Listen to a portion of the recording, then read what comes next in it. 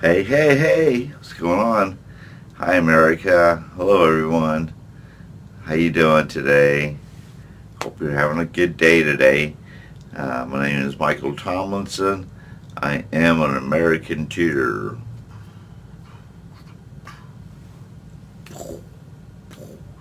Uh, Today is March 31st, 2023. Weather is pretty good. Sunny and windy. Lots and lots of wind. And it's kind of a northern wind too, so it's a cold air wind on a very sunny day. So it's a little bit of both. It's a little brisky when you get out of your vehicle, go to your vehicle, or have to step outside. But the sun feels good. So that kind of day, that kind of wonderful, beautiful day. Uh, and nothing really interesting happened today to me. I mean, I just went about and did my thing, um, and I'm always happy to do it. Really excited. I'm always, just I work hard, and I do things in the afternoon to take care of life. So right now things are going pretty good. Going good. Here in front of the camera making a video about stuff about being a good Americanteer. Oh boy, I was just watching a YouTube channel, and there's a couple that I don't know if I'm subscribed to them or it's just recommended in some weird way, but I do watch them. And these are the preppers and homesteader videos. People have pantries of food, talk about 6 months preparation and all this other stuff that goes along with it, medical kits and cooking things and water things and you know all the tips and tricks for prepping. And I don't I relate to what they're saying, but I can't do what they're saying at all. I mean, really, it's just because they're up there saying buy Coleman stove that you can cook food because when things go bad and we're out of power, you're gonna need to cook the food in the pantry you're hoarding right now, and stuff like that. But it makes me think about it. Makes me wonder, like, wow, and I've watched them off and on for well over a year now, uh, and I always think like, well, if I went to one of these YouTube, influencers on um, how to protect yourself and your homestead and prepping for something, a collapse in America to happen. Uh, I would think, and this is not to downplay it all, because I do believe, and I'll tell you what I'm doing right now too. That's part of what everyone else is doing. But I can't help but question the fact, like, um, these people, they're so convicted. They're so like, this is like, it's so important to them, because, and I wonder, like, what makes them think or fear that something's going to go wrong? Like, what is it about the future, that they see? And I understand that, there's, just stuff going on, a lot of bad things and a lot of good things, but mainly people are just focused on the bad things anyways, so it doesn't really matter. What good things are going on, like the American cheer movement is a good thing going on, but no one really wants to care about somebody's trying to do good. I mean, we're too busy being preoccupied with all the negative and bad news coming down the pike and how to get ready for it. You know, um, but the point being, it's like before I read into that little statement was, is if I were to bet one of these people $1,000 today, just today, like, hey man, like, here's $1,000, you put in 1,000, we'll give it to somebody in the middle that we both trust, and then we'll find out. And I'll give it 12 months. It's a 12-month bet. And my thing is like, if there's no catastrophe that breaks down or happens where we have to jump into our food pantry with weapons and protect ourselves, like those extremes of fear that they talk about, after 12 months, then I win the 1,000. But if something goes down and something goes wrong and America totally collapses and there's riots and chaos, and per what they describe it to be like, then they can win $1,000. And if it's going to be like that, I probably don't even need the $1,000 because this is going to be freaking chaos, and riots, and I don't think money's going to be worth that much. But however, I think I have a higher percentage of winning. And those, and that person can go ahead and talk all year round, every day, about how to prepare, how to get ready, and what all the bad things are going on, to connect the dots, to prove that that person is on track and right. So, it's just a thought, actually. It's just a thought. I wonder if I bet money in a 12-month period, if it doesn't happen in that 12 months, then I just win $1,000. Or if something does happen, they win, $1,000. That would be an interesting bet. I almost would double down and say, I bet you I'm going to win. Bet somebody else $1,000 and I'm going to win $1,000, from that, make $2,000, double down kind of thing, because it's going to take, it's going to take some, not just connecting dots.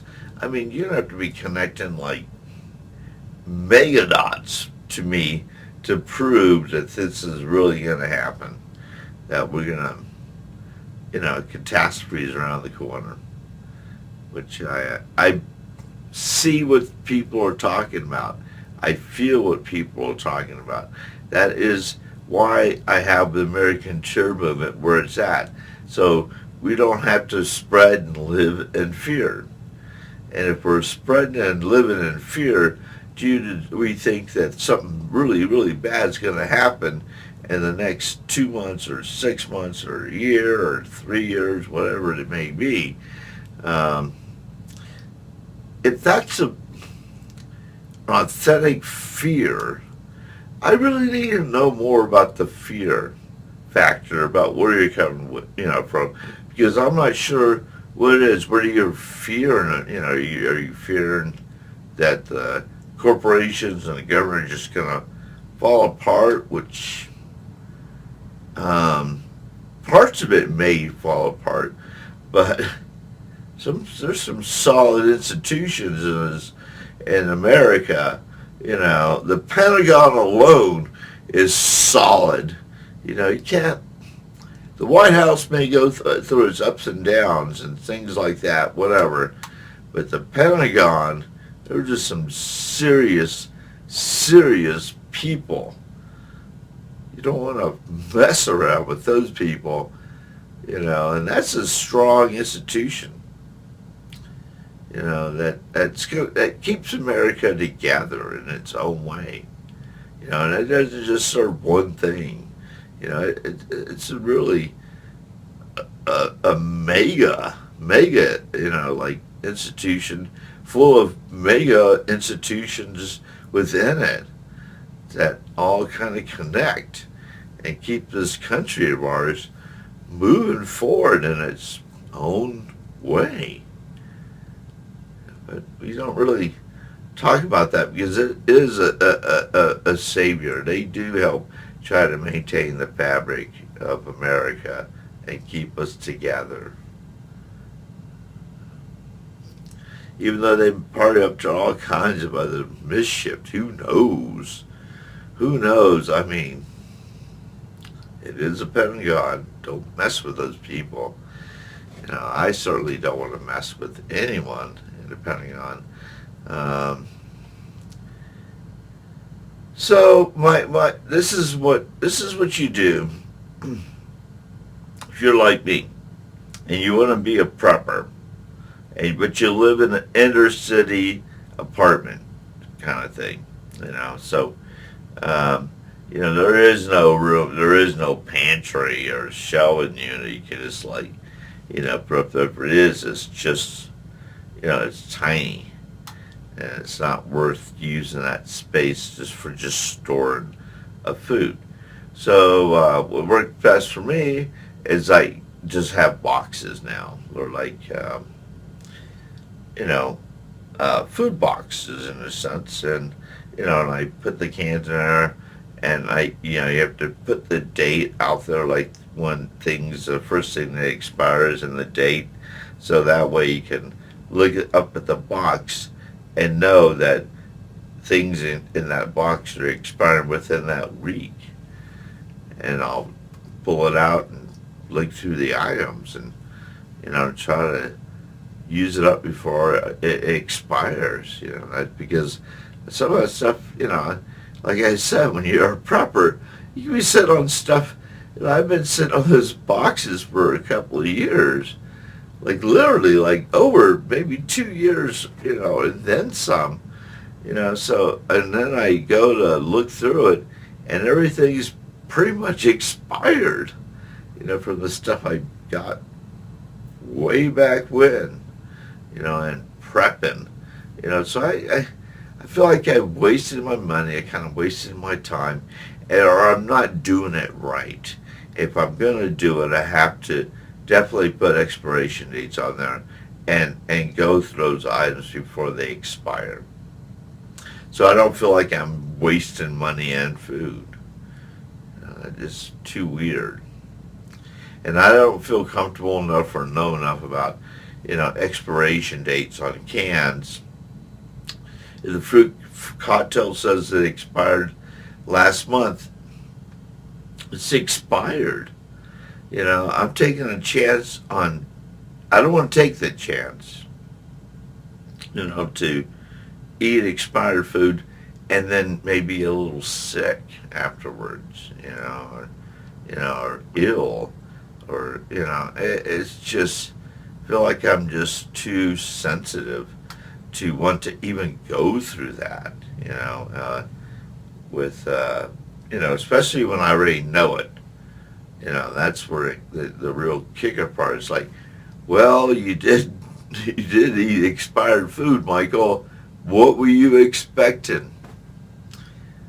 And I'll be like, well, I expected to be like non-expired, I guess, you know, and or be okay, or, you know, or jump on that wagon where people say, well, we know it expired 30 days ago, but it's good for another 6 months. Believe me, you know, trust me. It's hard to trust that anymore because of the ingredients that go inside some of those cans or, you know, jars or whatever. So that's one thing. It's just the boxes, and then you can just kind of find a place where you can just stack some boxes up. And that's pretty much the pantry, the backup pantry. As far as like, no, I haven't bought this little mini stove or any hoarded water or anything like that. You know, I just haven't gone to those extremes just yet. But, you know, you may want to, and that's okay. That's your right, you know, to do so. I am not going to hold you back. So, you know, just we get, as Americans, We can just only do what we can do.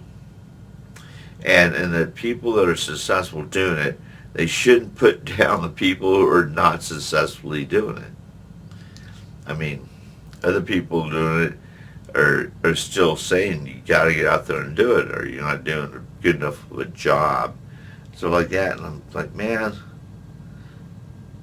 poopola, like I am doing my best, and now you're upset because I'm not doing better, at me, and I'm just like, hey, I'm just doing what I can, slowly doing it.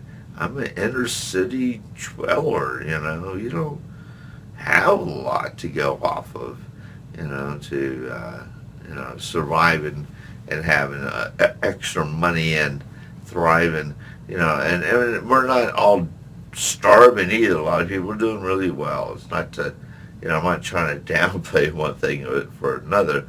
It's just that we just live in tiny spaces too, and cost of living can be pretty high for inner city people. So, thank you for your time. We'll talk more about this later in the future, and about prepping and what to do about that. I might have some better, stronger tips and tricks to share with you all. But the main thing is that we are on the same page, that we are Americanteers.